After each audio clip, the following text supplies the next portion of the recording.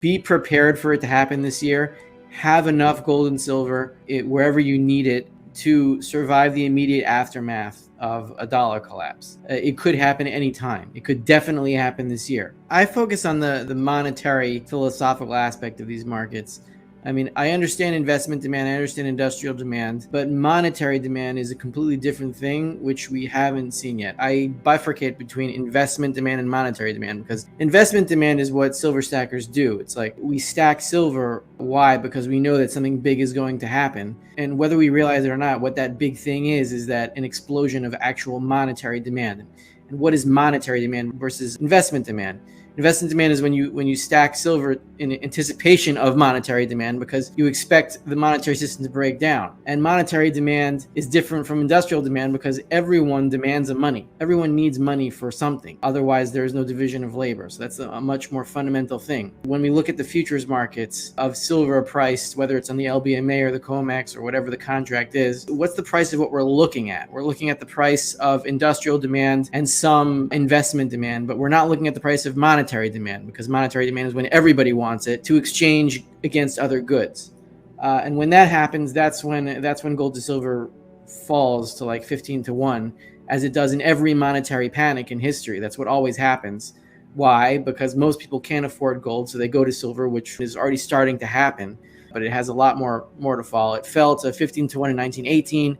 It fell to 15 to 1 in 1980. It's going to fall to 15 to 1 again, and that's when we are in a full-blown monetary crisis. What I keep saying, everyone sees prices going up everywhere in the world. It's not a goods problem, it's a money problem. It's a money problem because we see basic necessities going up faster than any other prices. So everyone's focused on, the broad inflation numbers. They don't matter. They do not matter because in any hyperinflationary economy, you have basic necessities going up really, really fast and luxury items either not going up at all or going up much slower than basic necessities. So in this kind of environment, we're seeing like the developings of a financial crisis already coming into fruition. We're seeing like, what is it? The tide comes in and you realize who's naked. So the tide's starting to come in and the people on the edges are, they're already naked, whether it's the UK pension plans or FTX, some kind of crypto exchange. I mean, these things are going to start happening week in, week out now and faster.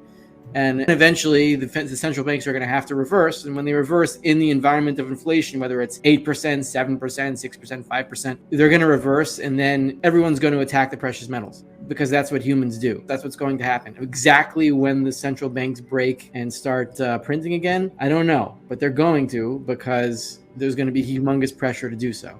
So when that happens, I think silver gets drained from all the centralized stockpiles, COMEX, LBMA, whatever silver fund happens to be holding silver unallocated in the Perth Mint or Switzerland or whatever. It's all the same stuff. It's just different piles. They're all going to be attacked at the same time. And you can use any of them as a proxy for any of the other ones. So it's the same game over and over again. When they run out, and we win because we're stacking and we're not selling.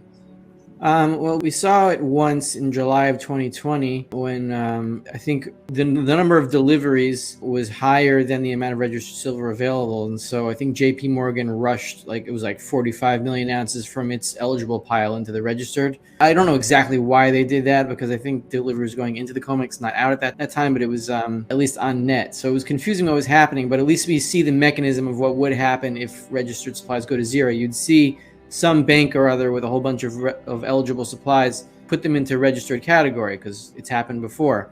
But again, the rule changes in the COMEX in 1980, they did them because they could. The situation there was we were already basically back on a gold and silver standard in 1980, at least in terms of the Fed's balance sheet, because the valuation of gold at the time was enough to back all of the Fed's liabilities on its balance sheet by over 100%. That is the definition of a gold standard. And the gold-silver ratio is about 15 to 1, which is the general gold-silver standard that we've had for hundreds of years before that. So 1980 brought us back on a gold and silver standard. So since we were already there, the COMEX had the ability to mess around with the rules. But if they do that in this environment where the Fed has absolutely no ability to raise interest rates anywhere near 20%, forget it, it's impossible. If they change the rules in this environment, then all the demand would just flood into the physical markets and everyone would just ignore the COMEX and who cares what they say? It doesn't matter. They won't have the power because instead of dollars trading for paper silver on a futures exchange, you'd just have that futures exchange ignored completely and physical silver would be exchanged for goods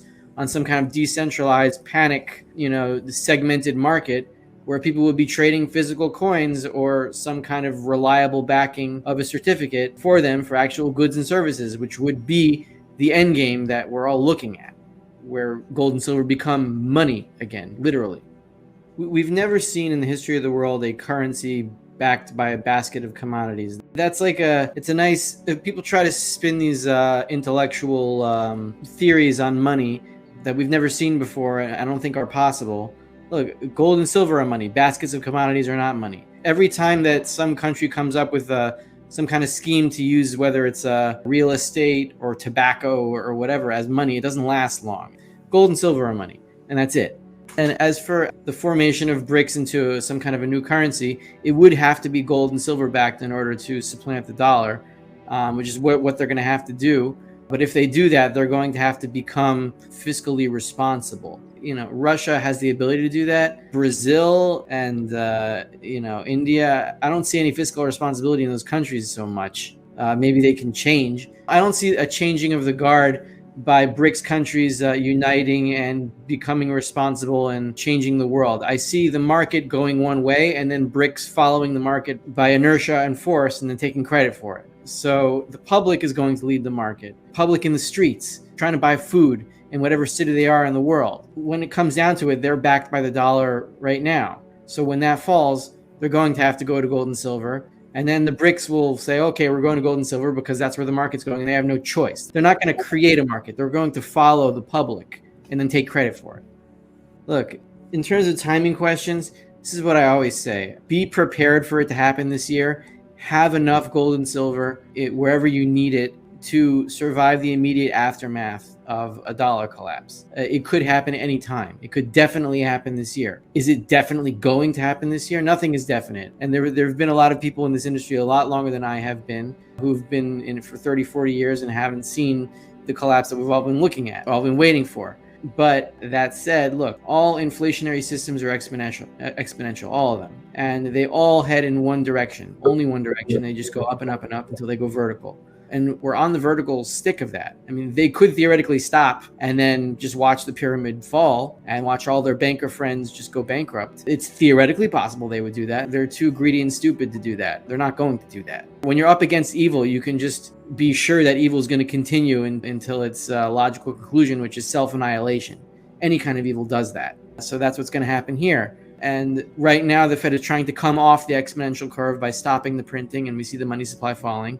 That's going to last until it doesn't anymore. Every time that's happened, they've had to reverse. Is it going to change this time? Is it going to be the first time in history that the Fed doesn't have to reverse after stopping printing? No, it's not going to be the first time in history. Everything that's happened before is going to happen again, just on supercharge. And we're just waiting for that turn. And exactly when it's going to happen, we don't know, but it's going to happen soon.